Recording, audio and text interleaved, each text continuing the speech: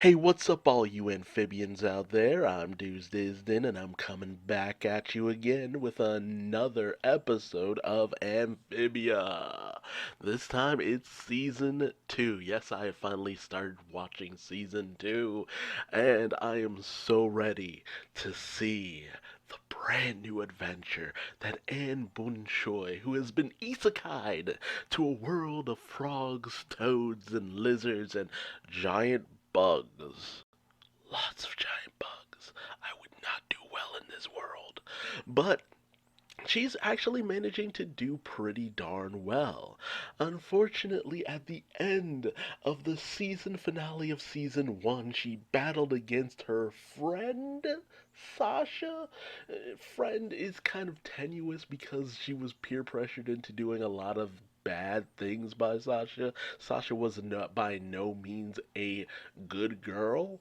So, eh, it was bound to happen to some degree once Sasha's and Anne's morals started to kind of conflict, but we have still yet to see Marcy, so I'm so interested in finally meeting her in this season. The brand new segment of the opening is so fire. It is so fire, so well animated. Like, dude, swords clashing, lightning striking, mysterious person in the background who is obviously Marcy.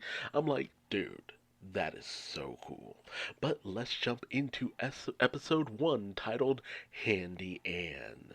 As Spring and Anne recount the events of last season, basically, well, no, I should say that spring has sprung, and they then recount the events of last season, with Anne kind of having a bit of a moment when she remembers what happened between her and Sasha. However, this is interrupted when Hop Hop says that since the valley has now opened and they're now able to get through the mountain pass unhindered, he's bought this wagon so that they can head out and head to Newtopia, the center of the Amphibia world. Well, the island that they're on at least, where they'll be able to meet all these newts who are super smart and wizard druid people, I guess. So, cool. New species, not really new. We've seen newts before, but traveling to a new place with new adventures and all that good stuff should be pretty fun. However, once Hop Hop reveals that they'll be leaving their home in the hands of this guy named Chuck because, well, they don't want their house to be destroyed and them not be around to do anything about it, and kind of realize how much the Planter family is kind of putting on that line for her. She especially starts to kind of lose faith in this plan when she sees Chuck be unable to stop a few massive bugs. Again, I would not do well in this world. So she starts to get all this stuff to fortify the house herself, even going to Loggle's place and gaining some weird green goop that gets the plants of any place a bit of a ferocious edge to them. So she does that actually pretty dang good job of fortifying the house. Like, man, she goes all out. And then she spills Loggle's goop, but ultimately it ends up turning, well, the plants into ferocious monsters. So it's just like, yeah, well, this is kind of what you wanted, but not so great that they're actually kind of turning on you. That's where things go wrong. Remember, kids, don't goop your plants. Lessons to be learned. But the planters actually end up doing a pretty good job of taking this thing down. These, plant monsters down. It's just like they've dealt with worse at this point, so they're pretty handy. However, the tables turn when all of the plants combine into one plant mech? Yeah, like it's a straight up plant mech. And it looks like Getter Robot for some reason. Man, freaking weaves all up in my Disney cartoons. But it ultimately ends up tripping and falling right on the planter's house, like, oof, and went through all that trouble, and it was all in vain. But then she seems to activate some mysterious power that's very reminiscent of Ultra Instinct in Dragon Ball. See my Dragon Ball Heroes reviews.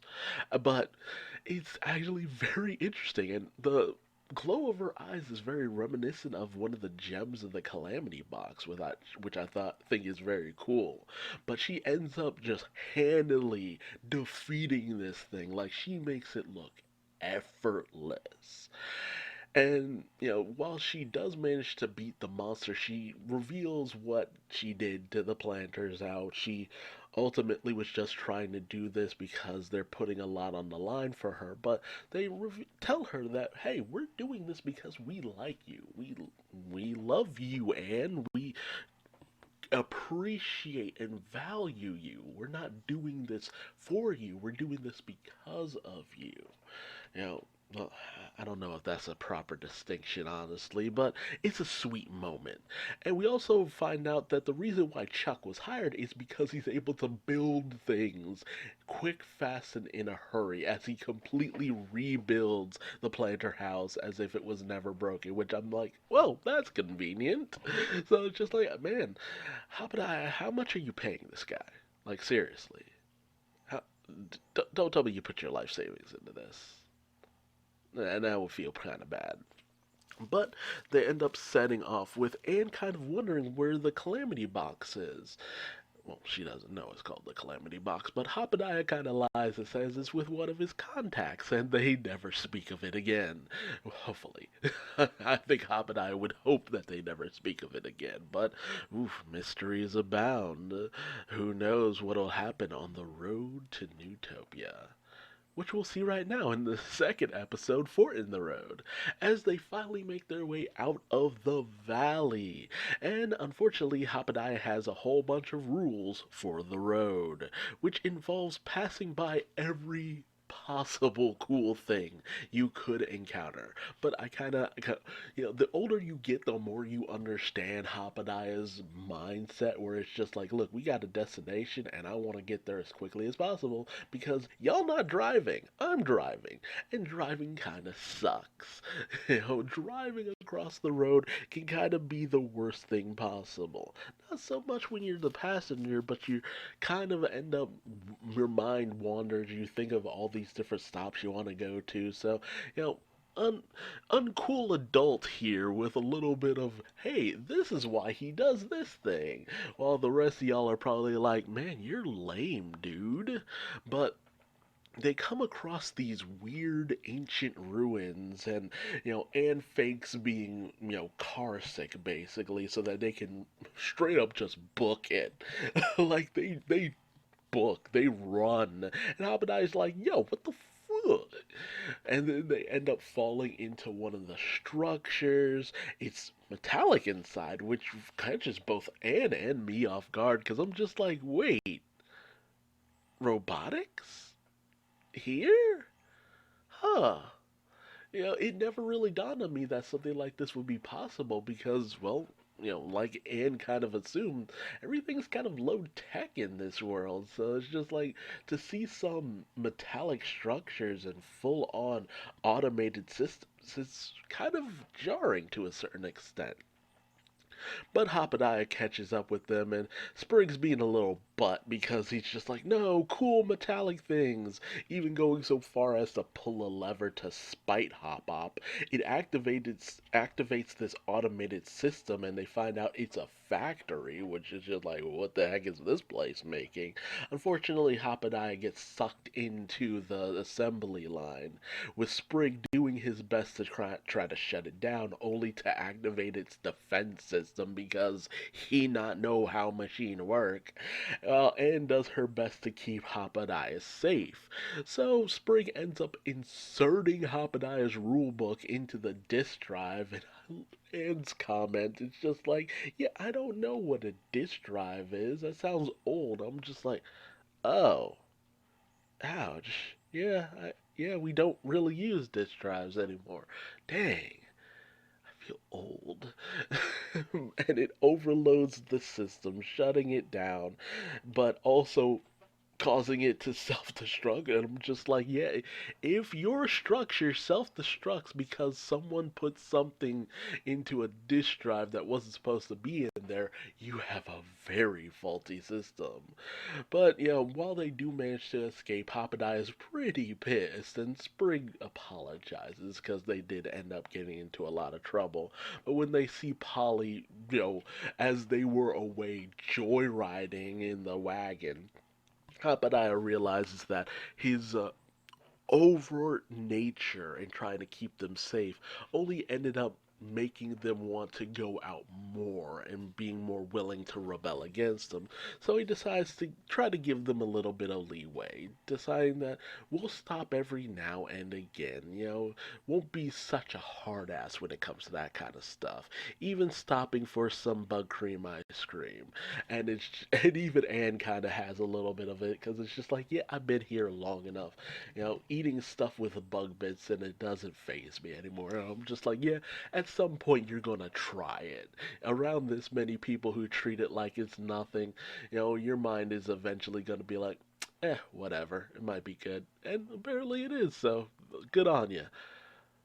Ew, though. Still ill. Still ill. But, it was a nice little moment between everyone. And does kind of question, the structure, feeling a little bad that they never figured out what it was actually producing.